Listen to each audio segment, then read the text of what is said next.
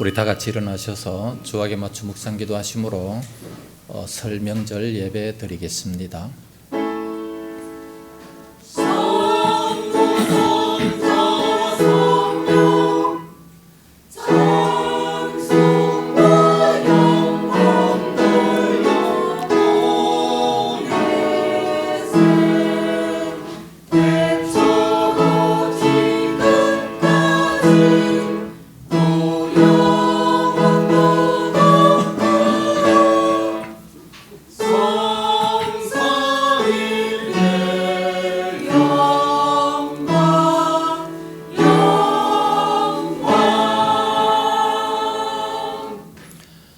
내 발이 그의 걸음을 바로 따랐으며 내가 그의 길을 지켜 치우치지 아니하였고 내가 그의 입술의 명령을 어기지 아니하고 정한 음식보다 그의 입의 말씀을 귀히 여겼도다.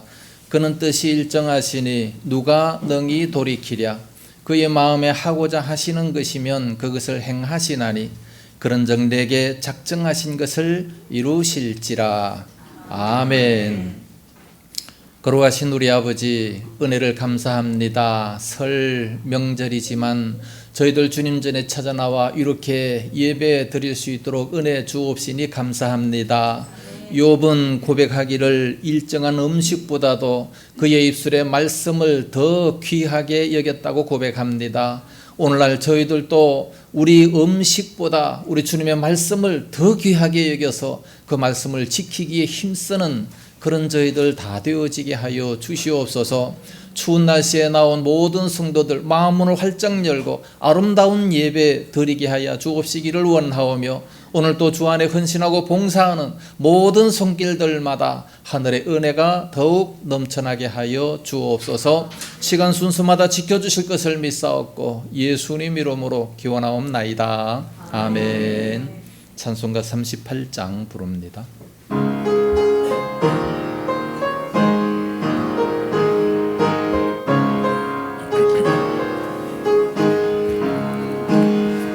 예수 우리 왕이여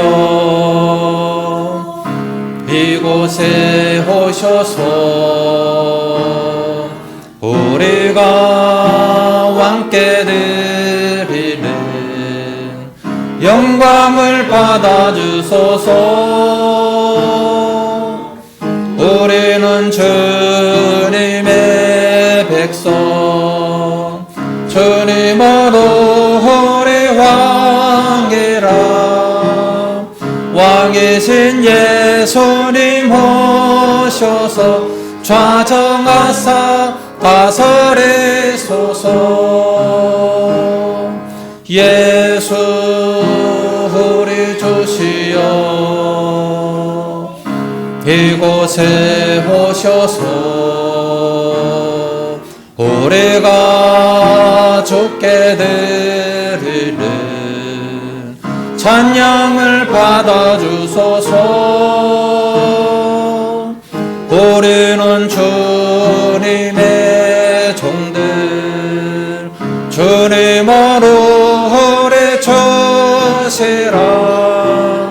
주 대신 예수님 오셔서 이 찬양을 받아주소서. 교독문제 5번 시편 8편 말씀 교독하겠습니다. 여호와 우리 주여 주의 이름이 온 땅에 어찌 그리 아름다운지요. 주의 영광이 하늘을 덮었나이다. 주의 대적으로 말미암아 어린 아이들과 젖먹이들의 입으로 권능을 세우심이여. 이는 원수들과 보복자들을 잡장하게 하려 하심이니라. 주의 손가락으로 만드신 주의 하늘과 주께서 베풀어 주시는 달과 별들을 내다보니 사람이 무엇이기에 주께서 그를 생각하시며 인자가 무엇이기에 주께서 그를 돌보시나이까. 그를 하나님보다 조금 못하게 하시고 영화와 존귀로 각을 씌우셨나이다. 주의 손으로 만드신 것을 다스리게 하시고 만물을 그의 발 아래 두셨으니 곧 모든 소와 양과 들짐승이며 공중의 새와 바다의 물고기와 바다 위에 다니는 것이니 여호와 우리 주여, 주의 이름이 온 땅에 어찌 그리 아름다운지요. 아멘. 사도신경으로 신앙 고백합니다.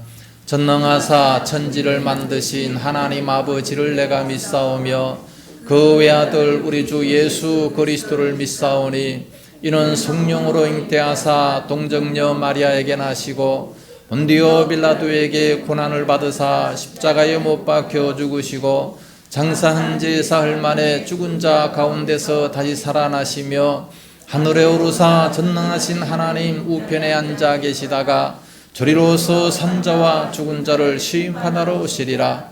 성령을 믿사오며 거룩한 공예와 성도가 서로 교통하는 것과 죄를 사하여 주시는 것과 몸이 다시 사는 것과 영원히 사는 것을 믿사옵나이다. 아멘. 자리에 앉으시기 바랍니다. 찬송가 263장 부르겠습니다.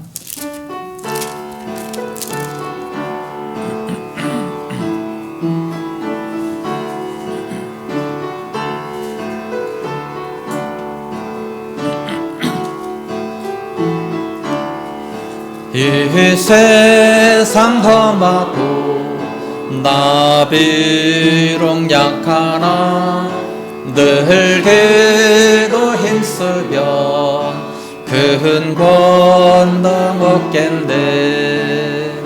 주의 은혜로 대속받아서 피와 같이 붉은 죄는 같이 이겠네.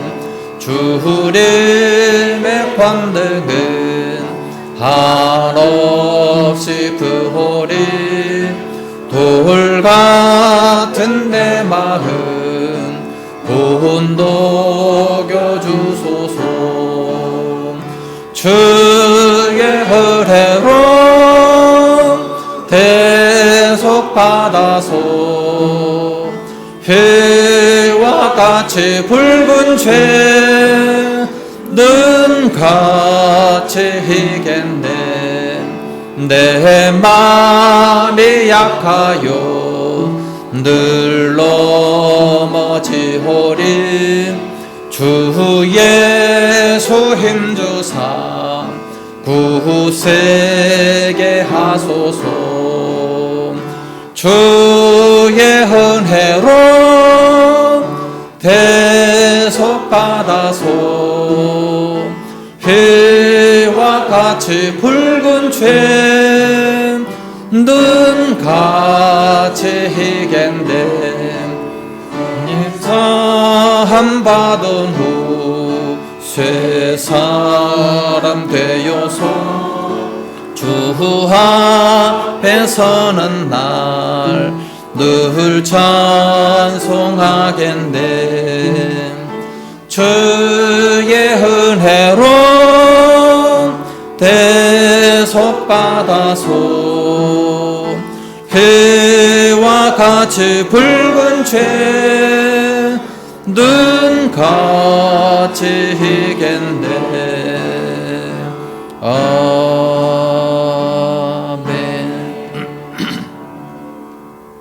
기도하겠습니다. 이 세상 험하고 나 비록 약하나 늘 기도 힘쓰면 큰 권능 얻겠네. 거룩하신 우리 아버지, 은혜를 생각할 때 너무너무 감사하고 찬송 영광 돌립니다. 연약했던 이 종 주님께서 사랑하시고 수술을 잘 마치게 하시고 이렇게 건강할 수 있도록 은혜를 입혀 주옵시니 참으로 감사와 찬송과 영광을 돌립니다. 하나님 아버지, 앞으로 더욱 속히 회복이 되어서 더 많은 주의 사역을 감당하게 하여 주시옵소서. 오늘 우리 장로님께서 또 이제 담속으로 말미암아 고통을 당하시고 병원에 입원하셨다가 오늘 아침에 이렇게 또 오셨습니다. 하나님 늘 동행하시고 함께 하셔서 온 육신에 강건함을 다하여 주옵시기 원합니다. 뿐만 아니라 우리 모든 성도들의 건강도 주님께서 책임지시고 지켜주시옵시고 2023년 1년 내내 더욱더 강건해서 주일 빠지는 일이 없도록 주님 지켜주시옵시기를 간절히 원합니다. 특별히 이번 주일에 참으로 올해 가장 강력한 한파가 온다고 합니다. 하나님 아버지, 우리 모든 성도들 붙들어 주셔서 감기조차 걸리지 않고 참으로 더욱더 면역력이 강력해지고 건강케 되는 역사가 임하게 하여 주시옵소서. 우리 하나님의 백성들 날마다 감사와 찬송만이 넘치게 하여 주시옵소서. 오늘 또 설 명절입니다. 많은 사람들이 참석치 못했습니다. 어디가 있든지 있는 그곳에서도 주님께 영광을 돌리고 오늘 이곳에 참여한 모든 성도들에게 하나님의 놀라운 은혜와 복이 임할 수 있도록 역사하여 주시옵소서. 오늘 또 말씀을 듣겠습니다. 한 말씀 한 말씀 들을 때마다 우리들의 심령의 골수의 신비에 참으로 굳게 새겨지게 하여 주시옵시고 그 말씀 잘 지켜 행하게 하여 주시옵소서.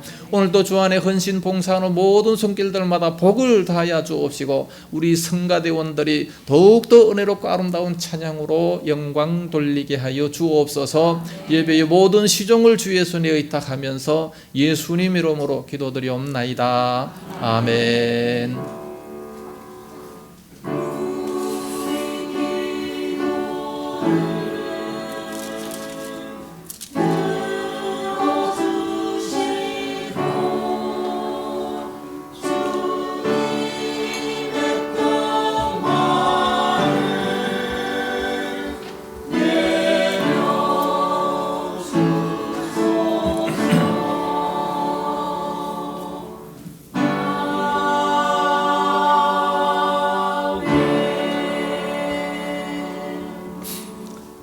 하나님 말씀을 보겠습니다. 구약성경 출애굽기 제20장 4절에서 6절 말씀 보겠습니다. 한 절씩 교독합니다. 4절. 너를 위하여 새긴 우상을 만들지 말고 또 위로 하늘에 있는 것이나 아래로 땅에 있는 것이나 땅 아래 물 속에 있는 것의 어떤 형상도 만들지 말며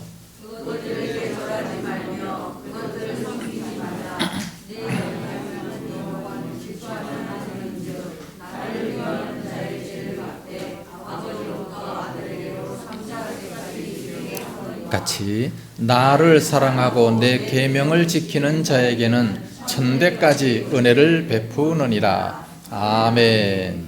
성가대 찬양 읽겠습니다.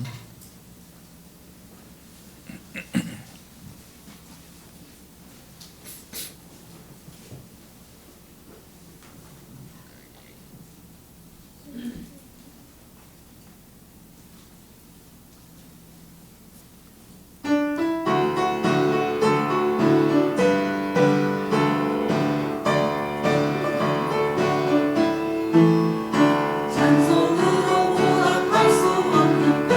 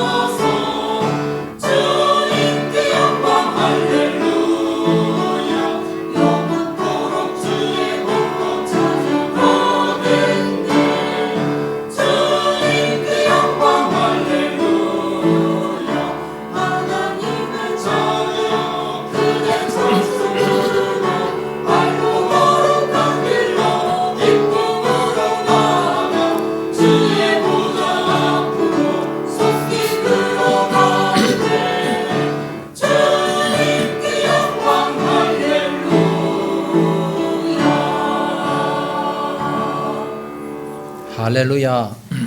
기도하겠습니다. 거룩하신 주님 감사합니다.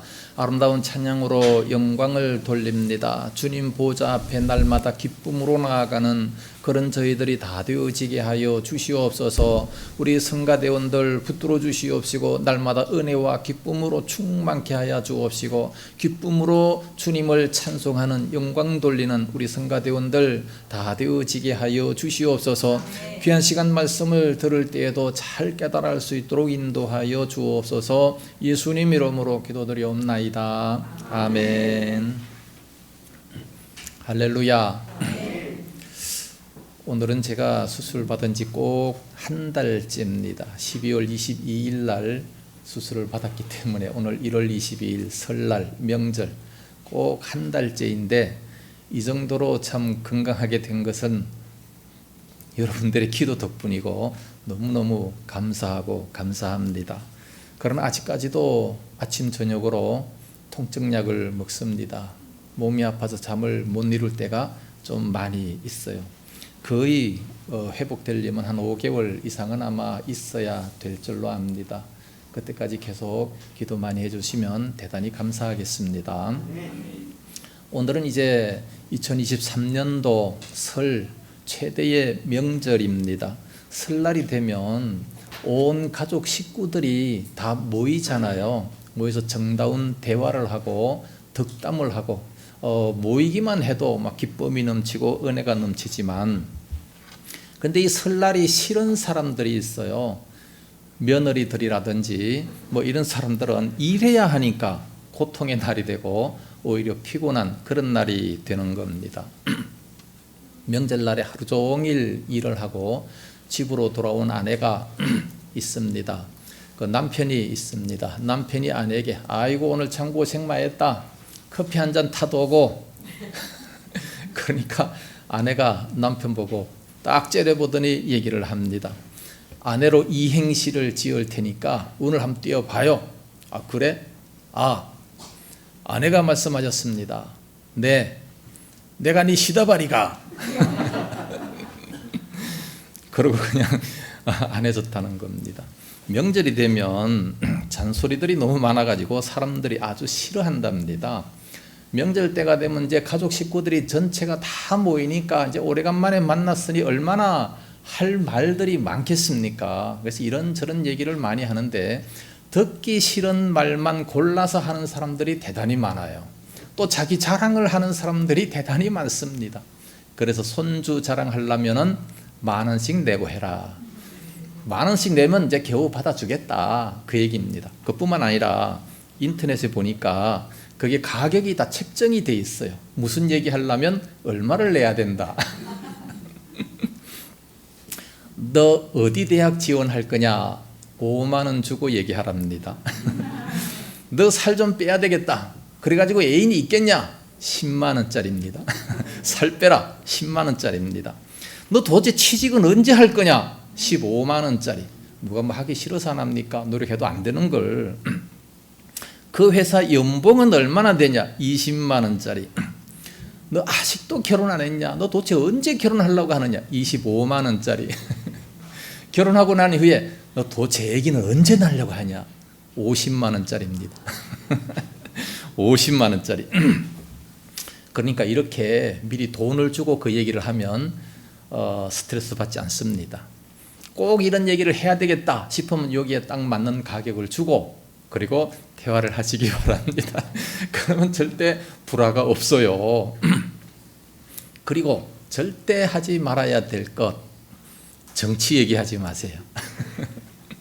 정치 얘기하시면 아버지와 아들 간에도 싸운답니다. 막 실컷 싸우다가 막 바로 막 성질나서 그냥 바로 집으로 돌아가 이런 경우들이 많기 때문에 정치 얘기는 절대로 해서는 안 되는 겁니다.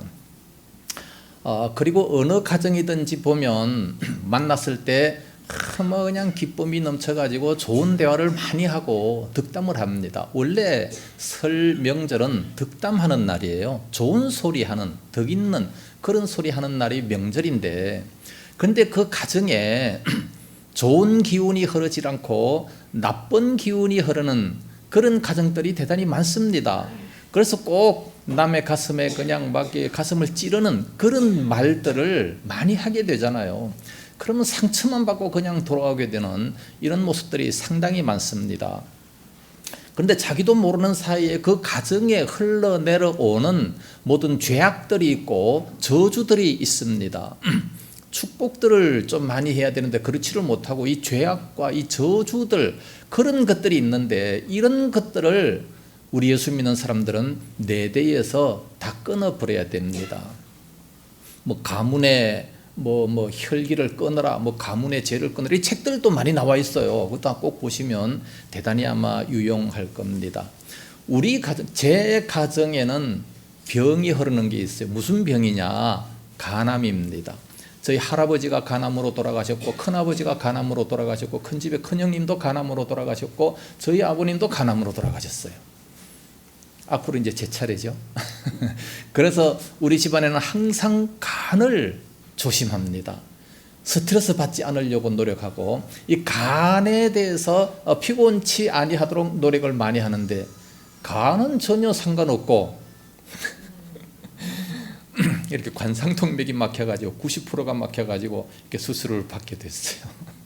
조심하는 거는 그러니까 괜찮은 거 아닙니까? 조심 안 했던 것이 이렇게 또 그렇게 되는 모습을 볼 수가 있습니다.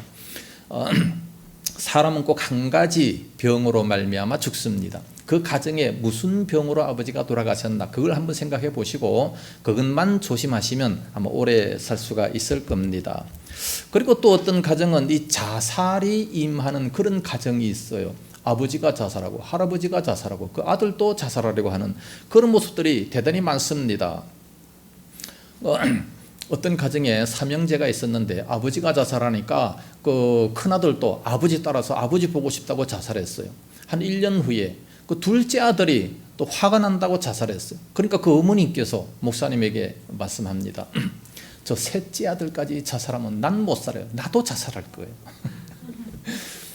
자살이 임하는 그런 가정들, 그러니까 가만히 보면 자살하는 가정들만 자살을 하지 않습니까? 그런 거 좀 많이 우리가 볼 수 있어요. 또 어떤 가정은 음란이 흐르는 가정들이 있습니다. 할아버지가 첩을 데리고 살았는데 아버지도 음란하고 자녀들도 그렇습니다.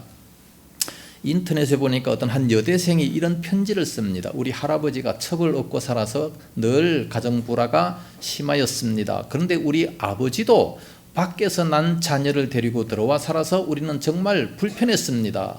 그런데 내게도 음란의 영이 있다는 사실을 알았습니다.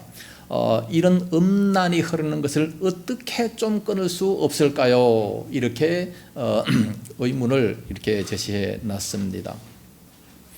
요즘에 보면 애인 없는 사람들이 없잖아요. 아니 정상적인 부부 빼놓고 다 애인을 만드는 겁니다. 이 애인을 만드는데 젊은 남자를 애인으로 만들었다. 그건 금메달감이래요. 그리고 나이가 똑같은 사람을 애인으로 만들었다. 그것은 은메달이고 자기보다 나이가 더 많으면 동메달. 근데 애인이 없다. 목메달. 어째 애인도 하나 없냐? 목매달아 죽어라. 그런 얘기 아니겠습니까? 세상 사람들의 유머예요. 우리나라도 참 이혼율이 그러다 보니까 엄청나게 자꾸만 높아지고 있습니다. 이혼한 남녀가 하나 둘씩 이렇게 점점 자꾸만 늘어나고 있는데 이혼한 남자도 아들 하나 있고 이혼한 여자도 아들이 하나 있었습니다. 이 둘이 결혼했어요. 결혼해서 또 아들을 또 하나 낳았어요. 삼형제가 있습니다. 어느 날 그 아들이 막 싸워가지고 그 아내가 남편에게 전화를 합니다. 이런 전화를 해요. 여보, 당신 아이하고 내 아이하고 싸우는데 우리 아이가 말리고 있어요. 이게 무슨 말입니까? 아니 결혼했으면 다 내 아들 아니겠어요. 근데 당신 아이와 내 아이가 싸우고 있는데 우리 아들, 우리 둘 중에 그 낳은 아이가 말리고 있어요. 참 이런 걸 참 전화를 하고 있다는 그런 얘기라니까 참 대부분 가정에 보면 어느 가정에 참 이혼한 부부가 있습니다.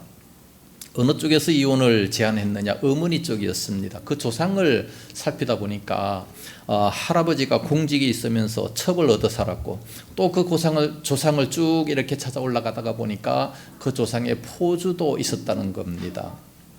그 가정에는 음란이 흐르고 있는 그런 가정임을 알 수가 있습니다. 그래서 어른들은요, 자녀들이 결혼하려고 하면 묻잖아요. 그 가정이 어떤가, 그 어머니, 아버지가 어떤가, 부모를 봐라 하는 이런 얘기가 괜히 나온 게 아니에요. 그 가정을 보고 그리고 결혼하라는 그런 얘기입니다. 신문에 난 사건이 있습니다. 가출했던 딸이 3일 만에 돌아왔어요. 그 막 딸을 추궁합니다. 도대체 어디 갔다가 이제 왔느냐. 막 몸을 살펴보니까 남자의 애무했던 그런 흔적이 몸에 있어요. 막 갑자기 엄마가 막 열이 나가지고 막 옆에 있던 넥타이를 가지고 목을 졸라서 죽여버렸어요. 막 갑자기 막 그냥 그런 혈기가 일어나서 죽여버렸던 겁니다. 그 모습을 바라보고 본인도 깜짝 놀래가지고 아니 내가 내 딸을 죽였구나. 내가 살아서 뭐하나. 칼로다가 자기 동맥을 끊어버렸어요. 끊다가 기절을 해버리고 말았어요. 바깥에서 아들이 들어와서 그 모습을 바라보고 바로 이제 병원에 가고 또 경찰에 신고가 되고 경찰에서 묻습니다. 아니 왜 그렇게 딸을 죽였습니까? 어머니가 대답합니다. 내가 결혼할 때 순결하지 못해가지고 참 남편한테 늘 미안한 감이 있었는데 딸이 그렇게 음란한 것을 보고 마치 나를 닮은 것 같아서 내가 견딜 수가 없었습니다. 너무 속상했습니다. 그래서 순간적으로 딸 목을 졸랐습니다. 죽일 마음은 전혀 없었습니다. 누가 부모가 딸을 죽이고 싶은 마음이 있었겠습니까?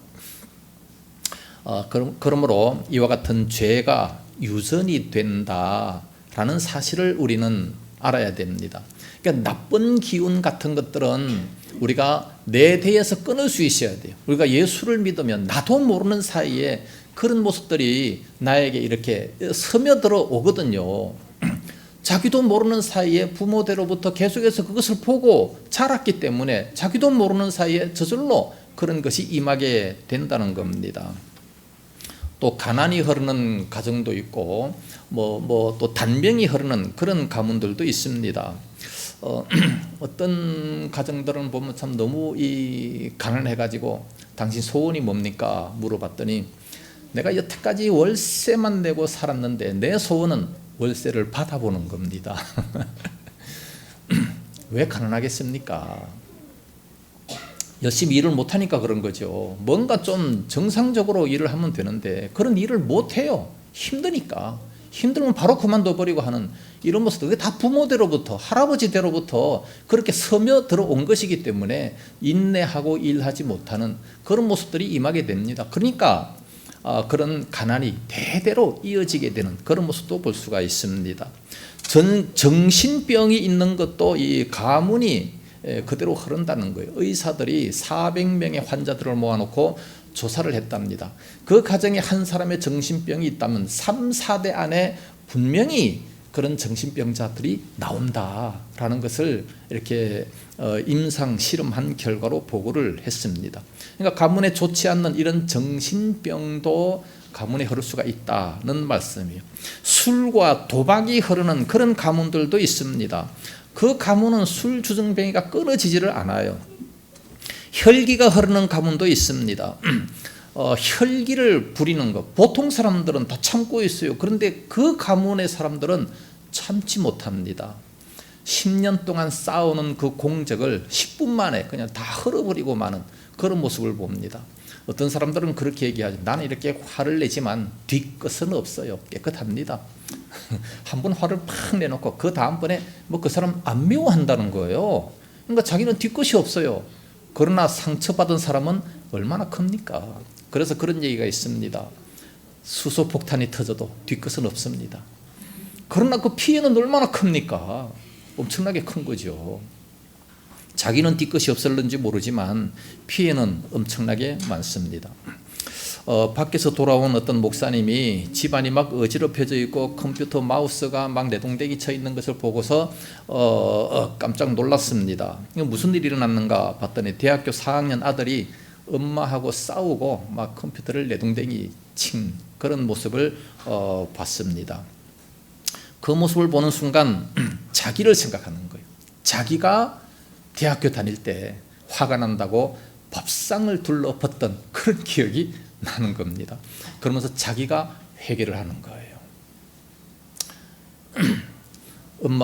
부모와 자녀들 간에는 DNA가 똑같잖아요. DNA가 같기 때문에 그 혈기가 그대로 이어져 내려온다는 겁니다. 어떤 아파트 단지에 큰 평수가 있고 작은 평수도 있습니다. 큰 평수에는 주차 공간이 2대고 작은 평수는 주차 공간이 하나입니다. 주차 공간이 하나인 그 집안에는 둘이 벌어야 되기 때문에 차가 2대예요.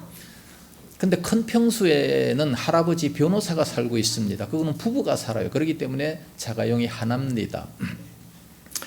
근데 이 작은 평수 사는 사람들은 한 대밖에 못 되고 그 한 대를 다른 곳에 둬야 돼요.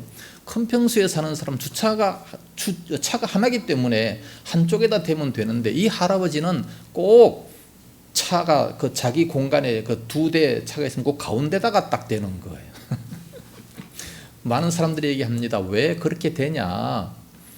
내 자리니까 내 맘대로 하겠다. 그 얘기입니다. 나중에는 그 아파트 경비까지 찾아가가지고 제발 질서대로 좀 하나씩만 대주세요. 내 건데 내 맘대로 하는데 당신이 무슨 상관이냐? 이 도무지 아무리 얘기해도 안 되는 겁니다. 그래서 뭐 할 수 없지만 어떻게 해요? 내버려 두잖아요. 내버려 둘 수밖에 없는 겁니다. 많은 사람들이 비웃으면서 그 할아버지를 왕따 시킵니다.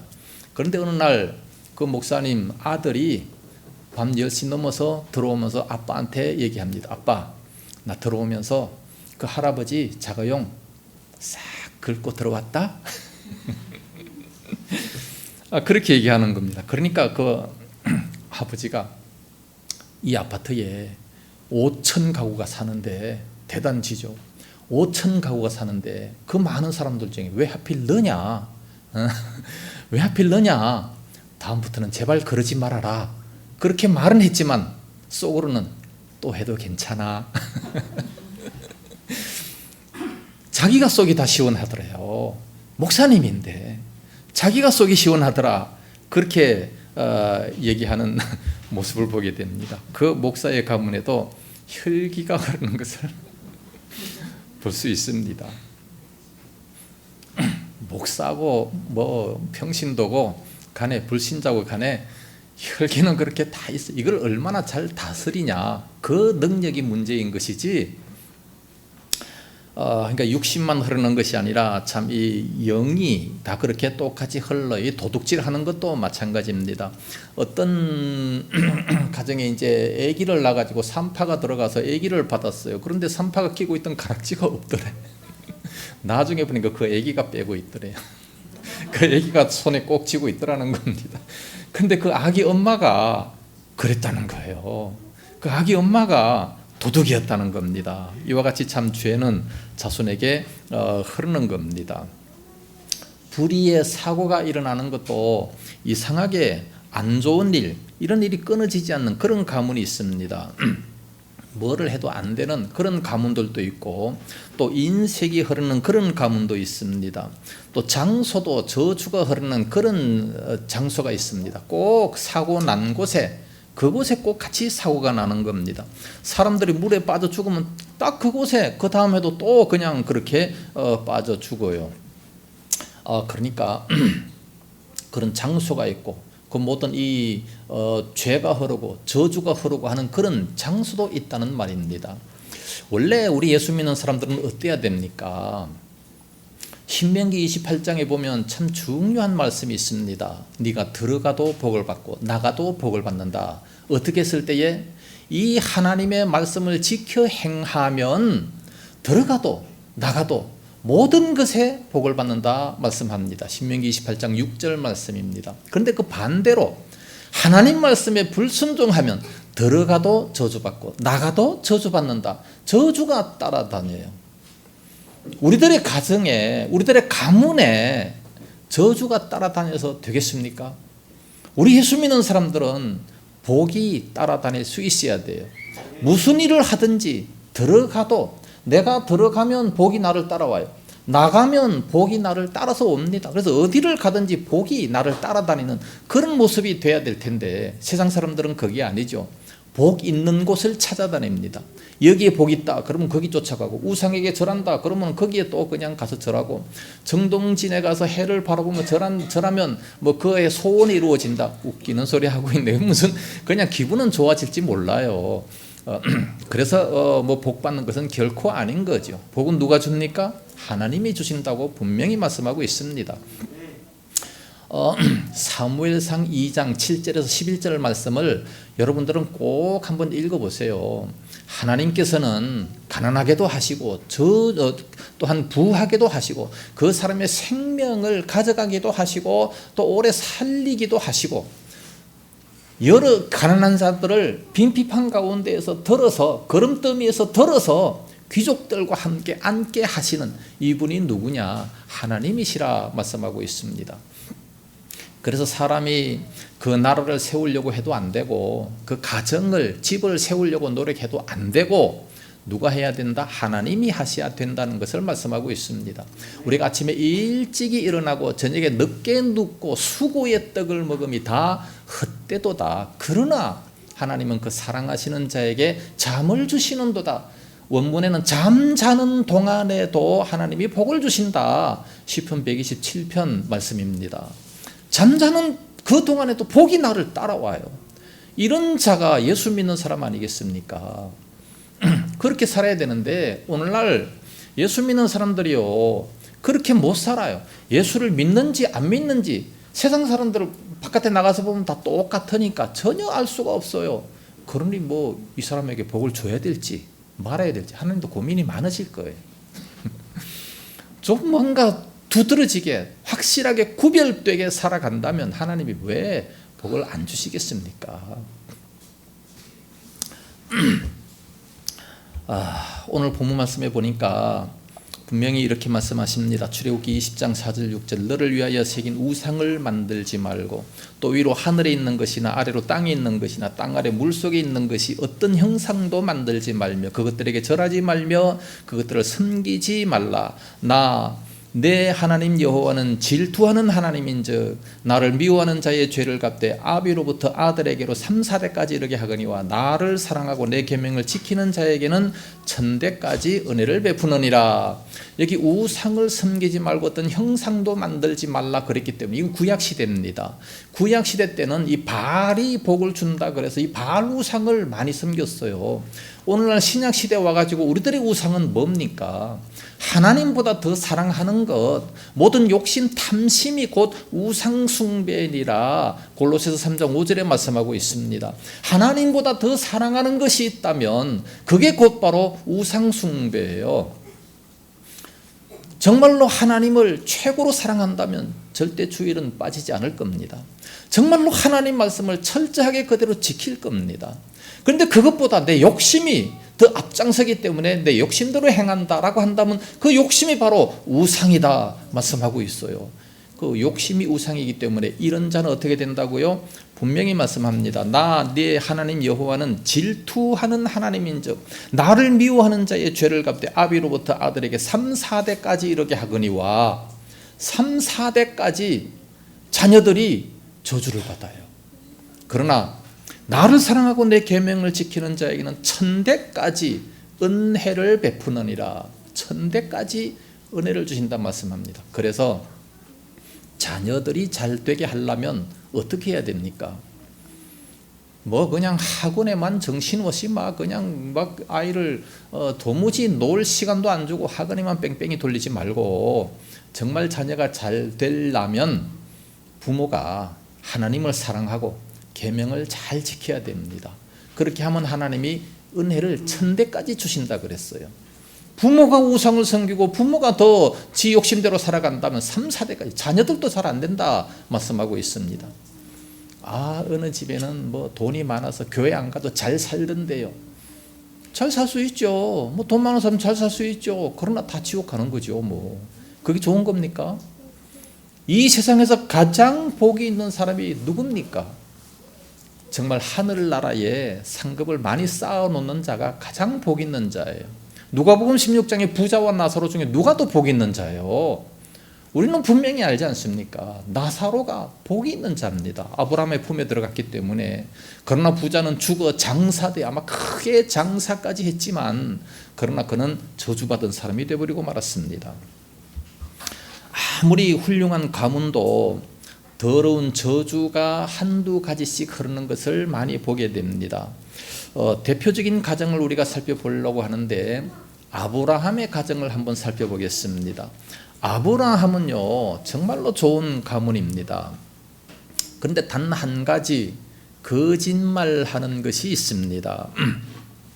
아브라함에게 하나님께서 특별한 복을 주시고 최고의 이 가문이라 볼 수 있겠지만 믿음의 조상인데 그래서 이 아브라함은 아브라함의 이름으로 기도할 때도 있어요. 아브라함의 하나님, 이삭의 하나님, 야곱의 하나님. 예수님께서도 그것을 인정합니다. 마태복음 22장 32절 말씀 보면 아브라함의 하나님, 이삭의 하나님, 야곱의 하나님이라 함을 듣지 못하였느냐. 그 이름으로 기도까지 하는 정말 복된 아브라함의 가문이지만 100가지 좋은 것이 다 흘렀지만 그러나 한 가지 좋지 않은 거짓말이 흐르고 있었습니다. 아브라함의 아내 사라는 사실 이복 형제입니다. 창세기 20장 12절 말씀 보면 이복 형제이기 때문에 친척이에요. 아브라함의 아버지 데라는 부인이 여러 명 있었지만 아브라함과 사라는 이복 형제라는 것을 분명히 말씀해 주고 있습니다. 그런데 그 이복 형제 그 사라가 절세 미인이었죠. 너무 이뻤습니다. 그래서 아브라함은 생각합니다. 그 당시는 법은 멀고 주먹이 가깝기 때문에 자기를 죽이고 그 아내를 빼앗을까 봐 두려웠기 때문에 그 아내가 나의 누이다 거짓말을 했습니다. 누이라 사실이지만 그러나 정말 사실은 아닌 겁니다.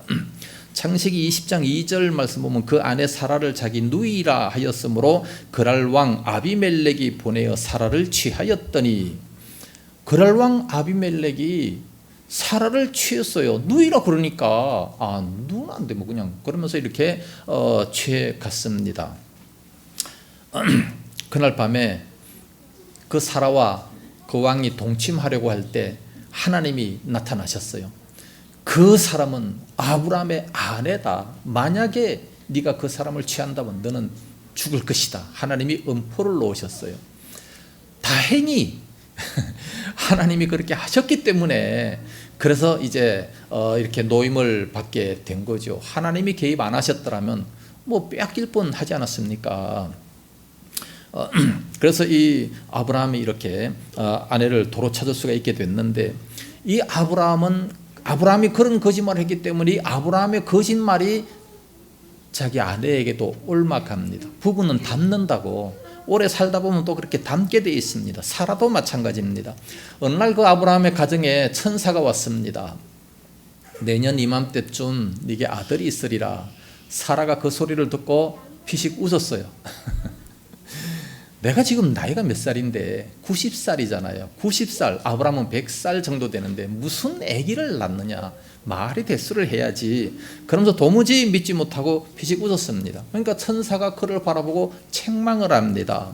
창세기 18장 13절에 여호와께서 아브라함에게 이르시되 사라가 왜 웃으며 이르기를 내가 늙거늘 어떻게 아들을 낳으려 하느냐. 여호와께서 능하지 못한 일이 있겠느냐. 기한이 이를 때에 내게 아들이 돌아오리니 내가 기한이 이를 때에 내가 네게로 돌아오리니 사라에게 아들이 있으리라. 그때 사라가 피식 웃지 않습니까? 그래서 이제 막 뭐라고 합니다. 왜 웃었느냐? 그러니까 창세기 18장 15절에 사라가 두려워서 승인치 아니하여 가로되 내가 웃지 아니하였나이다. 그러니까 가라사대 아니라 네가 웃었느니라. 서로 이렇게 막 다투는 그런 모습을 봐요. 안 웃었습니다. 네 웃었잖아. 아니요, 안 웃었어요. 금방 웃었잖아. 이렇게 하는 모습을 보게 됩니다. 이때 사라는 차라리 그렇게 하지 말고 솔직하게 회개해야지요. 내 나이가 90살인데 어떻게 아기를 낳을 수 있겠습니까? 그래서 믿지 못해서 웃었습니다. 용서해 주십시오. 솔직하게 얘기를 했어야 되는데 그러나 거짓말했어요. 금방 웃어놓고 안 웃었다고. 딱 발뺌하는 이런 모습들이 오늘날 정치계에 얼마나 많습니까? 금방 얘기해놓고 뭐라 그러면 안 그랬다 싹 그냥 빼는 그런 사람은 정치계에 내보내면 절대 안 됩니다. 우리 사람들은요 제일 중요한 것이 정직입니다. 정직과 성실, 이게 가정의 가훈이 돼야 돼요. 어떤 일에도 정직하자. 부부간에도요 거짓말이 있으면 안 됩니다. 모든 일에 솔직하게 다 털어놓으면 두려울 것이 하나도 없어요. 뭐 감출 것이 뭐 있습니까? 다 털어놨는데. 예? 그러니까 두려울 것도 없고 부부간에 참 평안합니다. 굉장히 편안하고 싸울 일이 없어요. 거짓말 하다 보니까 하나 감추다 보니까 또 감춰야 되고 또 감춰야 되고 그러다 보니까 나중에 뽀로나면 이제 또 싸우게 되고 뭐 이혼까지 가는 이런 모습들이 얼마나 많습니까? 이건 부모와 자녀 간에도 마찬가지고 모든 인간관계에 정직과 성실이 얼마나 중요한지 몰라요. 정직과 성실 반드시 우리는 그대로 살아야 됩니다. 그런데 이 아브라함의 가정에 부부의 이 거짓말이 그 자녀 이삭에게도 그대로 옮기지 않습니까? 창세기 26장 6절에 11절 말씀까지 보면 그 이삭도 자기 아내 리브가가 너무 이뻤어요. 이 이쁜 게 참 문제야 이게. 안 이뻐야 되는데 똑같은 아버지와 똑같은 그런 경험을 합니다. DNA가 똑같으니까 내 아내를 보고 누이다 거짓말을 해가지고 또 아내를 빼앗길 뻔했습니다. 왜 이런 거짓말이 자꾸만 나타나느냐? 엄마 소도 얼룩소 엄마 닮았네. 닮는 거예요. 저절로 부모를 닮는 겁니다. 태어날 때부터 그냥 그대로 보고 자란 것이 그것이기 때문에 저절로 닮게 돼 있어요. 그런데 이삭은 태어나기 전에 그런 사건이 있었잖아요. 그런데 그것을 똑같이 하는 거예요. 어째서 그렇습니까? 안 배웠어도 은연중에 그런 모습이 다 나타나게 되는 겁니다. 영적으로 그 가문에 그런 기운이 흘러 들어가는 거예요. 안 봤어도 저절로 그렇게 되는 겁니다. DNA가 같은데 뭐 안 그럴 수 있겠습니까? 그 이삭의 아들 야곱은요, 이 거짓말의 대표자입니다. 거짓말의 천재입니다. 장자의 복을 받기 위해서 아버지 이삭을 속인 거, 이 얼마나 이 사기꾼의 소질이 있습니까? 눈먼 아버지를 속여가지고 자기 형 에스로 위장해서 축복을 받아내는 겁니다.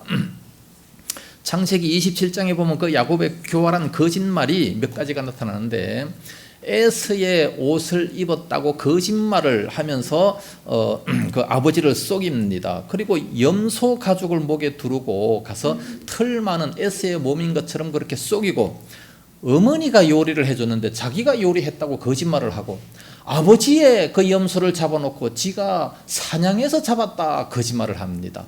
거짓말이 한두 가지가 아니에요. 야곱은 그 주상을 따라서 계속해서 거짓말을 합니다. 그래서 이 거짓말, 이 죄라고 하는 것은 반복성이 있고 성장성이 있습니다. 그리고 전념성이 있습니다. 옆에서 죄를 지으면 따라서 죄를 자꾸만 짓고 싶어요. 그래서 욕하는 것 자녀들에게 절대 안 가르치는데 어째 그래 잘 배우고 돌아오는지 몰라요. 한번 들으면 절대 안 잊어버려요. 별식과 같아서 뱃속 깊은 데로 내려간다 말씀합니다. 반복성, 성장성, 전념성, 이런 것이 있습니다. 그렇기 때문에 처음부터 아주 그냥 이 죄는 싹둑 잘라버려야 됩니다. 야곱의 이 계보는 유다에게로 흘러가게 되고, 유다뿐만 아니라 그 다말에게까지 또 이렇게 계속해서 거짓말로 흘러가게 되고, 그래서 시아버지와 동침해서 자녀를 낳기까지 하는 이런 모습까지 보게 됩니다. 그러면 이런 가문, 나쁜 것이 흐르는 이런 가문을 어떻게 해야 되느냐? 내 대에서 끊어야 되지요. 내 대에서 끊는 것이 가장 중요합니다. 공수부대 어떤 장군님이 있는데 이분 이야기입니다. 영락교회 어떤 권사님 딸과 약혼을 했습니다. 그런데 그 장모될 분이 동양학을 했는데, 그 장모될 분이 이 동양학을 했기 때문에 농담 삼아서 그 사위에게 얘기합니다. 여보게, 나는 동양학을 전공했는데 자네 손금 좀 봐주겠네. 그러면서 손을 좀 내보라는 거예요. 손을 내보였더니 이 생명선 가운데가 이렇게 쭉 가다가 중간에 딱 끊겨버렸어요. 그래서 자네 할아버지가 몇 세까지 살고 죽었나? 가만히 생각해 보니까 50대요.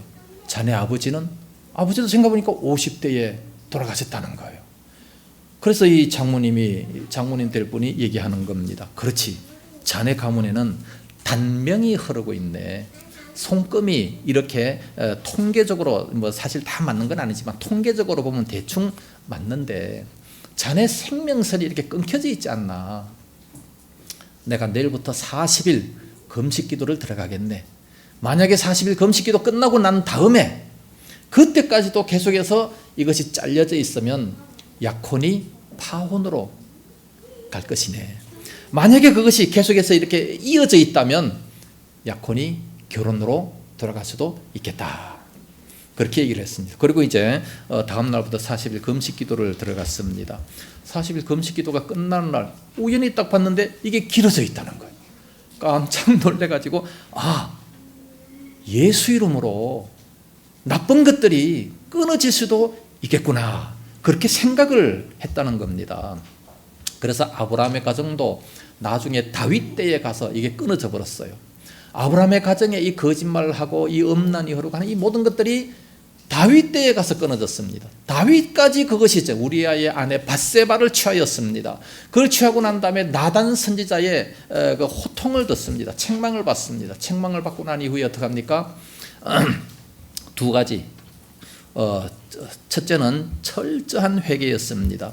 나단 선지자의 그 책망을 받고 침상이 막 다 젖도록 눈물을 흘리면서 회개를 했습니다. 두 번째는 성령님을 의지했습니다. 시편 51편 11절에 나를 주 앞에서 쫓아내지 마시고 주의 성령을 내게서 거두지 마소서.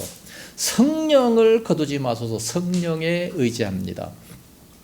로켓을 타지 않으면 절대로 달 날아갈 수 없는 것처럼 우리가 죄를 끊는 것, 내 스스로 끊는다는 것 대단히 어렵습니다. 성령님께 의지하면 아주 쉬워요. 담배 끊는 거요, 스스로 끊으려고 해보세요. 막 금단 현상이 일어나서 못해. 너무 힘듭니다. 그러나 하나님이 하시면, 교회 나와서 하나님이 하시면 바로 끊어도 아무런 이상이 없을 수 있습니다. 그런 거 주변에 얼마나 많이 봐요. 간증도 얼마나 많이 듣습니까? 이제 구정 명절입니다. 조상들은 우리들에게 많은 우상을 섬기도록 해왔습니다.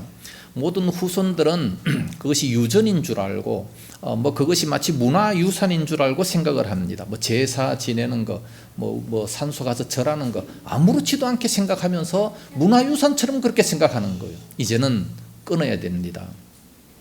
우리의 조상의 죄를 회개하고 이제부터는 하나님 말씀만 의지하겠습니다. 과거에 모르고 지었던 그 모든 죄악들을 다 용서해달라고 눈물로 철저히 회개하고 성령님을 의지하면서 성령님 내 심령 속에 충만히 임재해 주십시오. 이제부터는 밥 먹는 것은 잊어버린다 할지라도 하나님 말씀은 절대로 잊어버리지 않고 잘 지킬 수 있는, 마치 욥처럼 그런 고백을 해야 되는 겁니다.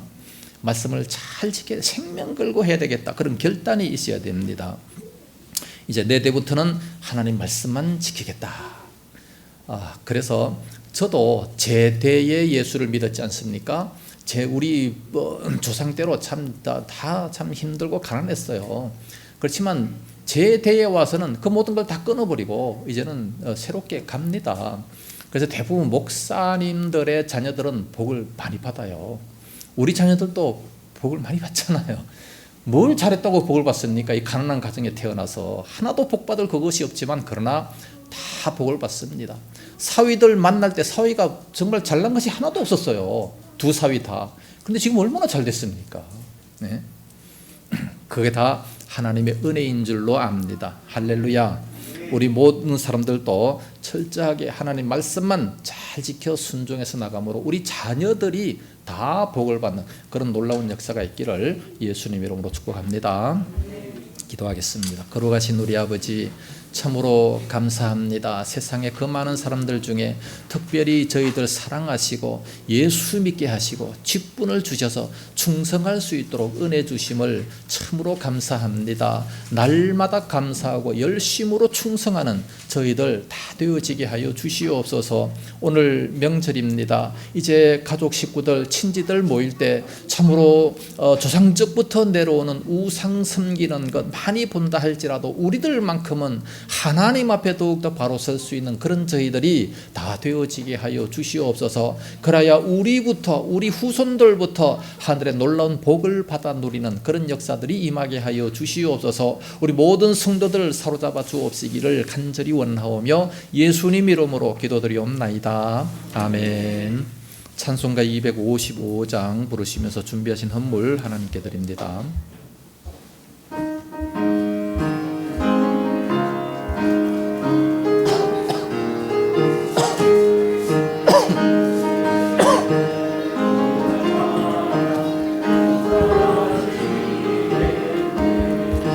너희 죄 흉악하나 눈과 같이 해겠네. 죄의 비 흉악하나 희게 되리라. 주홍빛 같은 내 죄, 주홍빛 같은 내 죄, 눈과 같이 희겠네. 눈과 같이 희겐데 악한 죄 벗어라고 주님 너를 부르네. 악한 죄 벗어라고 주님 너를 부르네. 하나님 크신 사랑 아니옵소라.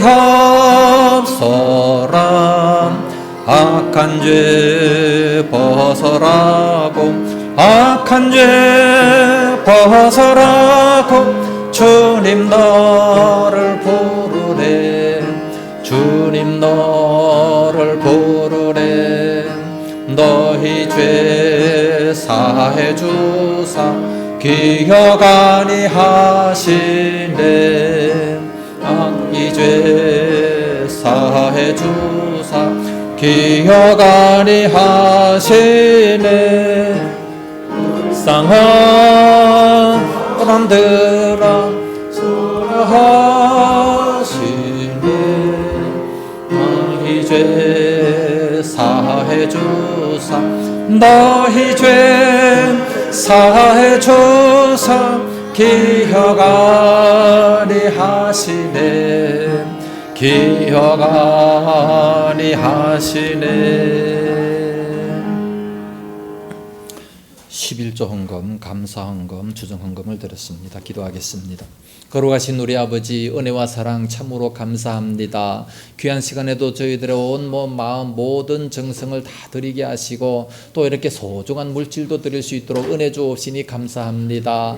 하나님 아버지, 드린 모든 손길 위에 복을 더하여 주옵시고 이 모든 물질 하늘나라 창고 가득가득 쌓여지게 하여 주시옵소서. 11조 드리는 그 손길 복 주옵시고 말씀에 약속하신 대로 하늘문을 활짝 열어주셔서 이 땅 위에 쏟아부어 주심으로 말미암아 많은 사람들에게 구워줄지언정 구워받지 않도록 인도하옵시고 참으로 머리가 될지언정 꼬리가 되지 않는 그런 은혜가 임하게 하여 주시옵소서. 11조는 그 가정과 직장에 복을 주시옵시고 제가 하는 모든 일이 잘 되는 역사가 임하게 하여 주시옵소서. 감사의 물 드립니다. 주정헌금 드립니다. 참으로 다 갚아 주시옵시며 저들 일생에 날마다 감사 조건들이 더 많아지게 하시고 가정의 식탁도 항상 풍요롭게 역사하여 주시옵소서. 식사로 제공하는 그 모든 손길을 다 붙들어 주시옵시며 항상 은혜가 넘치고 건강의 복을 더하여 주옵시기를 원합니다. 이 물질 쓰이는 곳곳마다 하나님 영광이 풍성하게 드러나게 하여 주시옵소서. 예수님 이름으로 축복하며 기도드리옵나이다.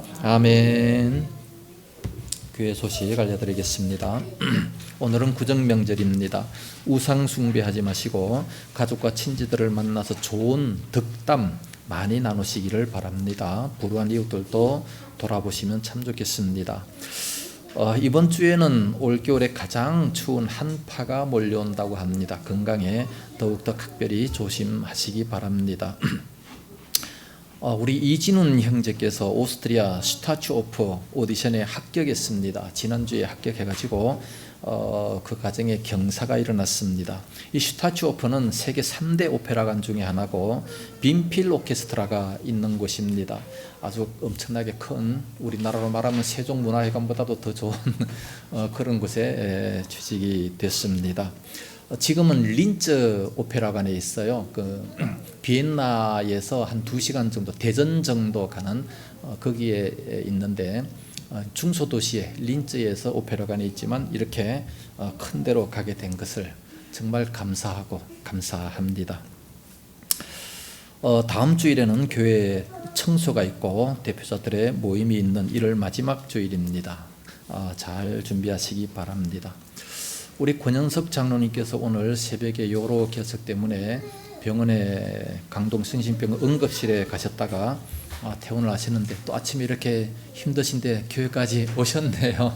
너무 감사합니다. 우리 장로님의 건강을 위해서도 여러분들 많이 기도해 주시기를 바랍니다. 이제 다음 주 30일부터 마스크가 해제된다고 하지요. 아유, 얼마나 감사한지 모르겠습니다. 여러분들 이쁜 얼굴들을 이렇게 볼 수 있으니까 참 감사하고, 성경에는 보니까 입 맞추면서 문안하라 그랬습니다. 뭐 마스크를 벗어야 입을 맞추든 말든. 그래서 세상에 외국인들은 다 볼에다가 입 맞추잖아요. 혹시 여러분들의 볼에 입이 갈지 모르니까 다음 주부터 조심하시기 바랍니다. 이제 서로 인사하시기 바랍니다. 앞뒤 옆자리 인사하시고, 안녕하세요, 우리 교회 참 잘 오셨습니다. 명절 잘 보내시기 바랍니다. 이제 우리 다 같이 일어나셔서 주기도송 부르고 축도함으로 예배를 마치도록 하겠습니다.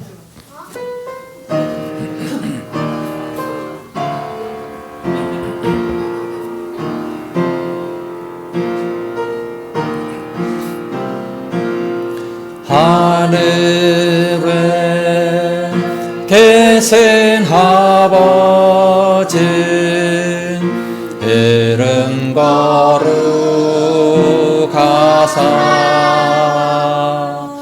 주님 나라 임하시고 뜻이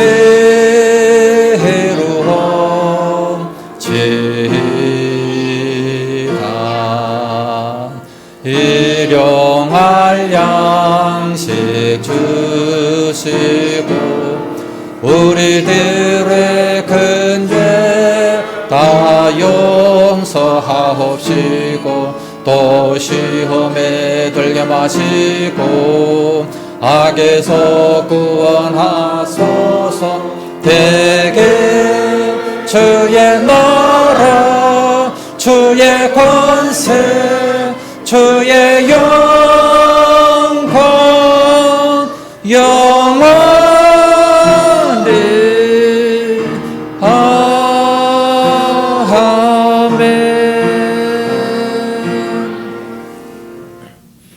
이제는 온 교회 머리 되신 예수 그리스도의 은혜와 독생자 주신 하나님 아버지의 무한하신 사랑하심과 성령님의 감화하시며 감동하시고 위로 교통 충만 역사하심이 이 시간도 모여 귀한 말씀을 들으면서 우리 모든 자손들에게 복을 물려주기 원하는 우리 모든 성도들 머리 위에와 저들의 가정과 생업토와 교회와 이 나라 민족위에 이제와 영원까지 함께 있을지어다. 아멘.